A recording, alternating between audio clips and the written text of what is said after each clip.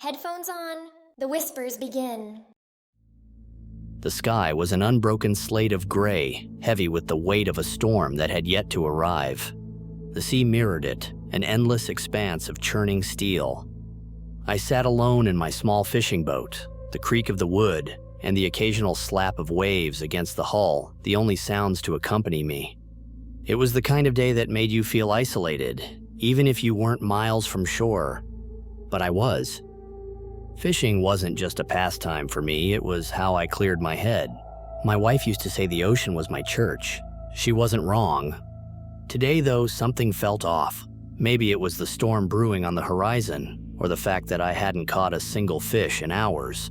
Either way, an unease had been gnawing at me since I'd cast off that morning. I checked the lines. Nothing. The bait was untouched, dangling limply in the dark water. Frustrated, I reeled it in, muttering curses under my breath. That's when I saw it. At first, it was just a glint beneath the waves, something pale against the murky depths. I squinted, leaning over the side of the boat, and there it was again, a flash of white, moving just beneath the surface. My pulse quickened. A fish, maybe? But it was too big, its movements too smooth. I grabbed the net and waited, staring at the spot where I'd last seen it. Minutes passed, and just as I was about to give up, it surfaced. A face. I froze, the net clutched in my hands. It wasn't a fish at all. It was a person, or at least it looked like one. Pale skin, long hair that floated around them like seaweed. They were just staring at me, their eyes wide and unblinking. "Hey!" I called, my voice cracking. "Are you all right?"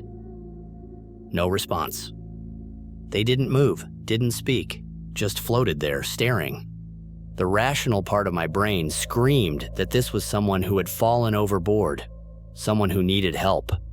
But another part, a darker part, whispered that something wasn't right. I reached for the oar, intending to paddle closer, but as soon as I moved, they vanished. One moment they were there, and the next they were gone, swallowed by the sea. I scanned the water, my heart pounding. Where had they gone? The logical explanation was that they'd ducked under the surface. But why? And how had they disappeared so quickly? The air felt colder now, the wind sharper. I told myself it was the weather, the approaching storm, but deep down I knew it wasn't. Something was wrong. I debated heading back to shore, but the thought of leaving without answers gnawed at me. What if they were drowning? What if I was their only chance? Gripping the oar, I began paddling in slow, deliberate strokes, circling the area where I'd seen them. The water was dark, almost black, and every ripple made me jump. My mind conjured images of hands reaching up from the depths, of something grabbing the boat and pulling it under. I shook the thoughts away, forcing myself to focus. Then I heard it. A splash, sharp and close. I whipped around, scanning the water, but there was nothing. Another splash, this time behind me.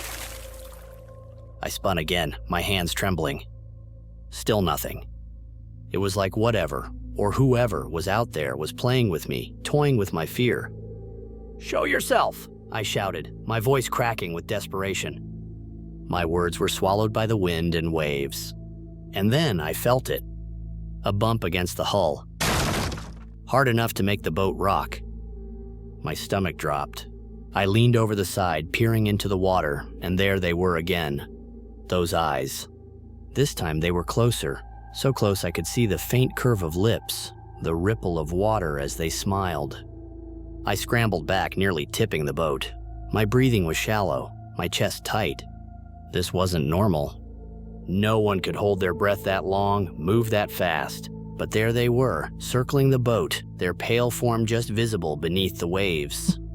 I grabbed the engine's pull cord and yanked. It sputtered, coughed, and died.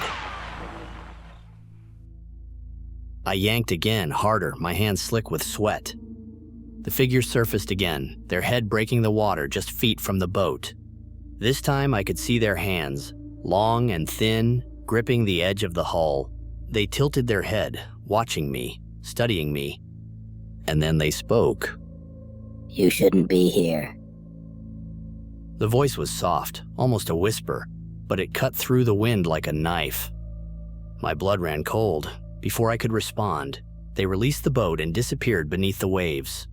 For a moment, the sea was calm, eerily so. Then the engine roared to life, startling me. I didn't question it. I turned the boat and headed for shore, my hands trembling on the wheel. I never told anyone what happened that day. I didn't go back to that spot either, but sometimes when I'm alone at night, I hear it, the whisper of the wind, the splash of water, and I wonder if they're still out there, waiting. Would you like to hear more creepy tales? Subscribe to this channel so you don't miss any stories. Here I leave you a story that will scare you. Listen to it if you dare.